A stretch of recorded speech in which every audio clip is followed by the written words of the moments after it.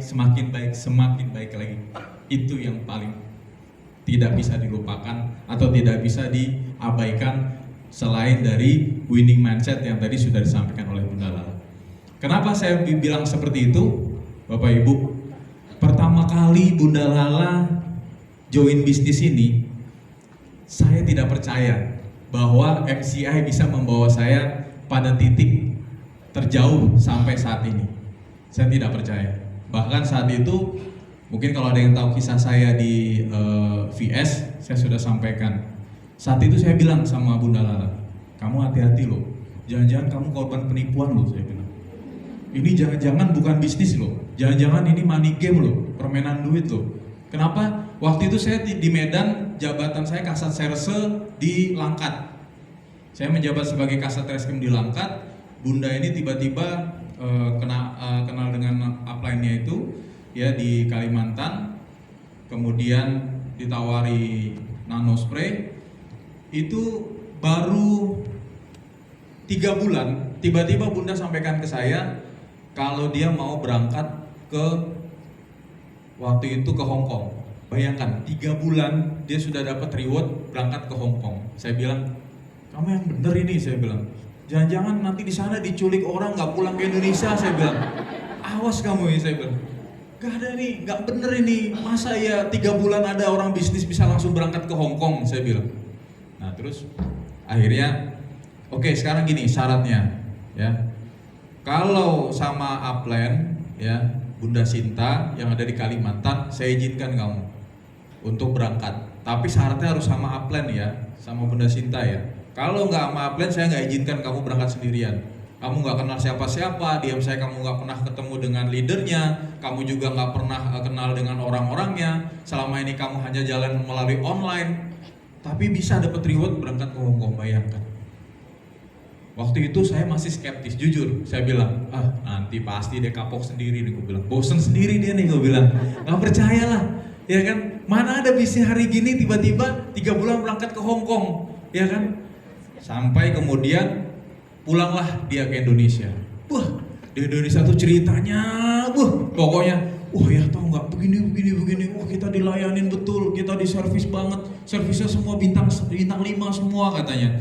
Pokoknya kita tuh cuma ibaratnya kita cuma bawa koper aja lah. Koper aja begitu udah ada yang ngurusin, bawa diri aja. Tiba-tiba sudah waktunya makan, waktunya jalan-jalan. Saya bilang, semangat bener nih cerita, saya bilang. Kena tipu lagi dia, gue bilang ini. Saya udah yakin dia kena tipu ini, saya bilang. Udah kena pelet apa ini sama MCI waktu itu, ya. Kemudian bulan ke-6 tiba-tiba dia bilang ke saya, ya mau umroh nggak, katanya. Hah? Ini ketipu yang mana lagi nih, saya bilang ini. Kok kemarin udah berangkat ke Hong Kong 3 bulan, ini 6 bulan langsung ngajak umroh, coba bayangin. Bareng lagi, berdua lagi sama ibu, ya kan. Waduh, saya bilang, ini benar nih, kita berangkat umroh, gue bilang. Saya aja pikir mau nabung buat umroh aja, nggak bakal kumpul-kumpul, ya kan. Karena jabatan juga ya masih medium manager, kemudian saya juga penghasilan ya gaji polisi tahulah berapa. Waktu itu belum ada tunjangan kinerja, ya kan, belum ada tunkin. Kalau yang istri si polisi mungkin tahu begitu berharganya yang namanya tunjangan kinerja, remunerasi itu lebih berharga sekarang karena jumlahnya bisa lebih besar daripada gaji. Tapi saya waktu itu belum ada, boro-boro mau nabung kan gitu. Kemudian saya bilang, oke, saya akan buktikan bahwa kamu ini kena tipu ini yang sekarang ini, saya bilang. Saya mau ketemu sama orang-orangnya. Saya mau lihat bener nggak sih MCI ini, betul nggak sih kalau memang dia adalah bisnis memang MLM yang baik, produknya berkualitas. Saya tidak percaya pada saat itu.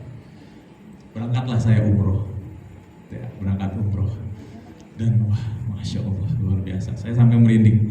Saya masih mengingat momen saya pada saat saya umroh pertama kali. Saya melihat Ka'bah, kemudian saya begitu diservis oleh leader-leader MCI, saya mendapatkan pelayanan bintang 5, dan kemudian saya bertemu dengan circumstances tadi yang saya bilang, lingkungan yang vibes-nya positif semua, ya. Di MCI itu tidak ada bahasa sombong-sombongan. Hari ini kita ketemu sama leader-leader itu bareng-bareng sama kita umroh, itu saling nyapa. Itu yang sudah 2 tahun gabung, yang sudah 1 tahun gabung, yang sudah levelnya juga sudah di atas kita. yang kita juga tahu bahwa income-nya, pendapatannya itu berkali-kali lipat dari kita. Tapi begitu humble-nya itu. Pak Rosid, apa kabar? Bunda Lala, apa kabar? Saya bilang, ini kok kayak SKSD nih, saya bilang, mau nipu saya kah ini, saya bilang. Memang otaknya polisi itu gitu memang, bawaannya tuh otaknya negatif terus ya kan. Kenapa? Karena saya terbiasa hidup di reskrim yang selalu mencurigai orang yang tidak pantas dicurigai pun saya curigai gitu loh. Memang itu hidup saya di situ gitu loh. Pola mindset saya memang saya atur seperti itu gitu loh. Saya curiga terus, mau ngapain nih baik-baik sama saya. Tapi begitu umroh itu ternyata meruntuhkan yang selama ini ada di mindset saya. Ya, saya menemukan lingkungan yang luar biasa, saya bertemu dengan leader-leader yang luar biasa, saya bertemu dengan teman-teman member MCI yang luar biasa. Vibes-nya itu positif Bapak Ibu. Jadi kalau ada yang bilang bahwa Pak Rosid itu cuma ngerasain istilahnya pasif income dari Bunda Lala aja katanya. Jangan salah, saya juga jalan Bapak Ibu. Iya. Tahu nggak? Saya itu gabung sama istri saya beli 7 paket langsung dibawa istri saya. Saya kena tipu sama istri saya. Sama Bunda Lala. Kenapa? Saya punya keyakinan. Pada saat umroh itu, saya punya keyakinan. Saya bilang, saya belum pernah menemukan bisnis yang seperti ini.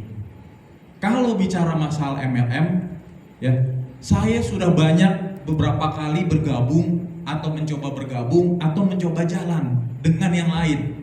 Tapi saya tidak pernah menemukan vibes yang seperti ini. Positive thinkingnya, semangat kekeluargaannya, baiknya, semuanya, mindsetnya, ini saya temukan semua di sini. Ya, bahkan pada saat itu setelah pulang dari umroh, saya mulai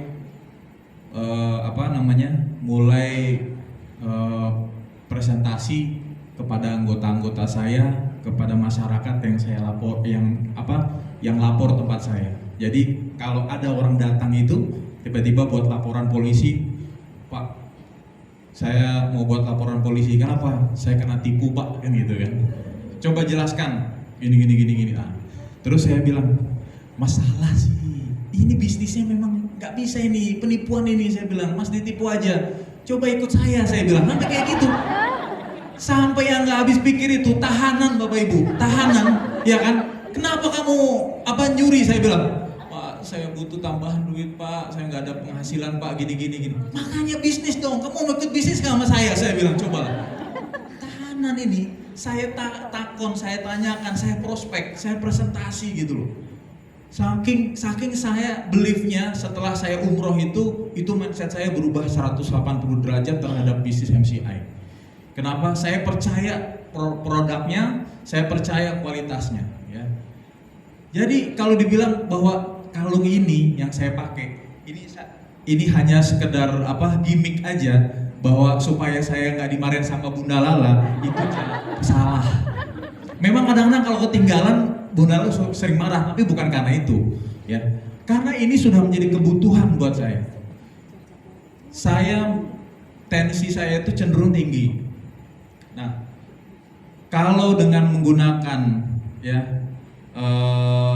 pendan ini, MCI, germanium ini, alhamdulillah saya bisa mengontrol tensi saya. Dan ini sudah saya pakai sejak dari pertama kali saya bergabung dengan MCI itu di 2014 itu saya sudah menggunakan kalung dan sampai sekarang saya tidak lepas. Ya, saya tidak lepas. Dan pernah ada anggota saya yang pada saat itu saya dinas di Polda Sumatera Utara, tiba-tiba datang ke kantor. Wajahnya pucat, putih sekali. Terus dia bilang, Bro, kenapa? Siap, saya ngerasa capek lelah. Nah, saya tanya sama orang-orang yang di sekitar situ, kenapa nih anggota kok pucat mukanya? Ternyata katanya pernah kena stroke ringan. Stroke ringan yang alhamdulillah anggota saya ini bisa normal lagi, tapi pucat, dia tidak bisa jalan jauh. Setiap saya ajak naik mobil, jalan lebih dari 10 kilo muntah-muntah dalam mobil. Jadi udah kayak orang tua. Jadi baunya itu di dalam mobil kalau saya lagi ngajak kegiatan ini, anggota ini, baunya tuh minyak angin, minyak kayu putih, minyak tawon di dalam mobil itu baunya seperti itu. Supaya nggak muntah dia. Karena baru 10 kilo udah muntah, 10 kilo muntah. Saya bilang, waduh kalau kayak gini caranya gimana saya mau kerja, saya bilang. Akhirnya suatu hari saya bilang, kamu pakai kalung saya dulu deh. Ini apa komandan? Kamu pakai ya, kalung ini bukan kalung sembarang kalung. Ini bukan jimat, ya. Memang ini adalah hoki.